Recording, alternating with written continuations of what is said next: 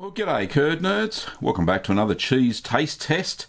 This one is the stirred curd cheddar that I first made with milk that was made by a cow. So the cold pressed raw milk.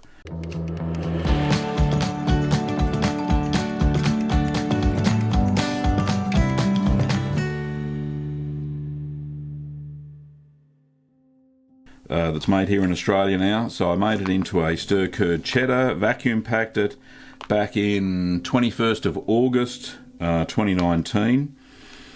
So it's 5, 6, 7 months old, which is probably okay for a cheddar, I would think.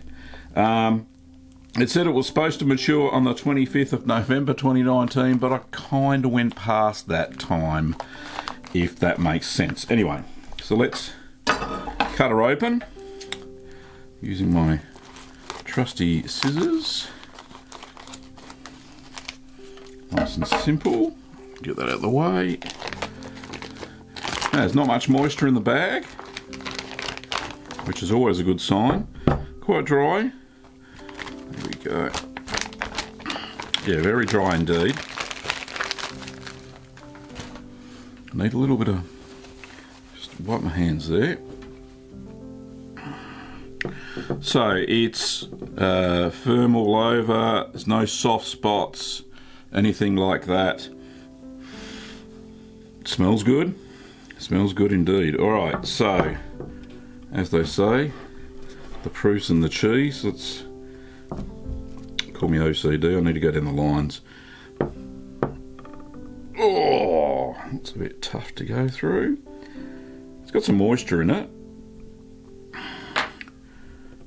There we go, nice tight knit. I need some mechanical holes, little ones. So far so good. Let's just crack open another bit. Let's cut it in quarters, as I do.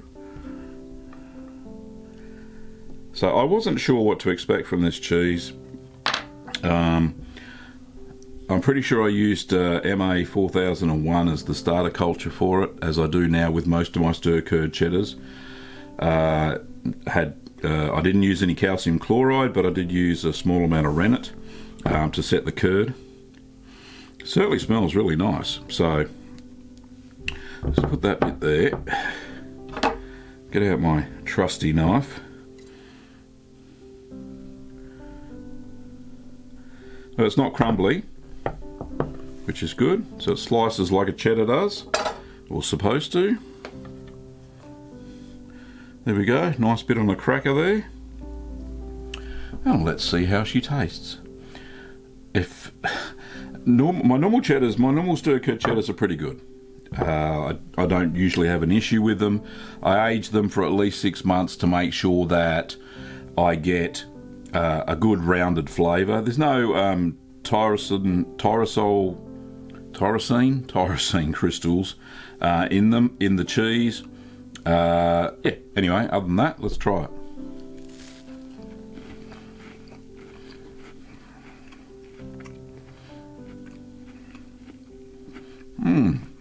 Very nice.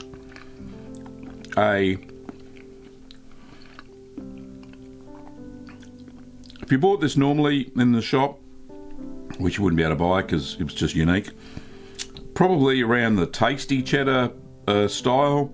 It's not sharp. If I aged a bit longer, which I think I will age the other half for another 6 months, to see if we can. I'll try it without the cracker, because the cracker's a little bit of flavouring on it.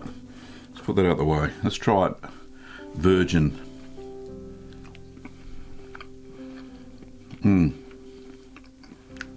Excellent cheddar flavour.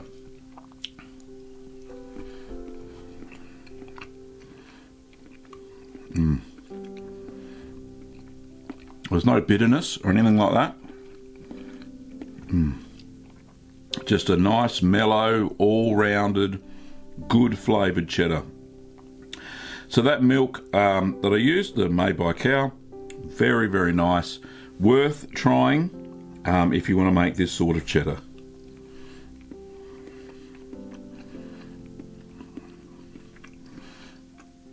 Now, remembering I didn't use the full cheddar recipe, I just used a a stirred curd cheddar, so there was no cheddaring process per se.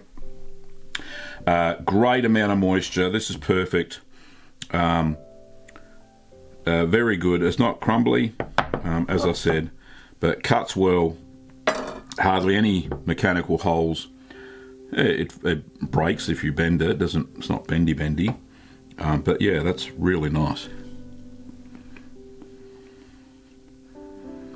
No, I like that a lot. Very good.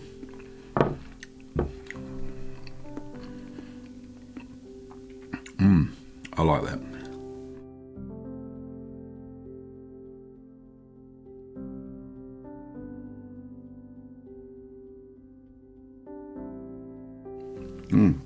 The flavour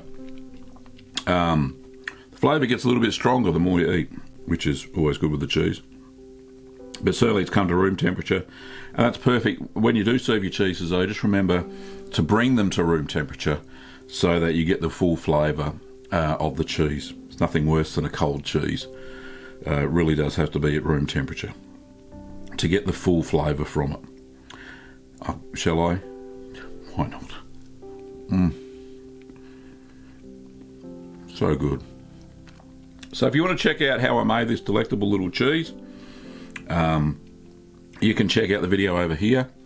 Don't forget that you can subscribe to the channel if you want to get more cheesy content. Don't forget to ring that little bell so you get notified when a new video is available.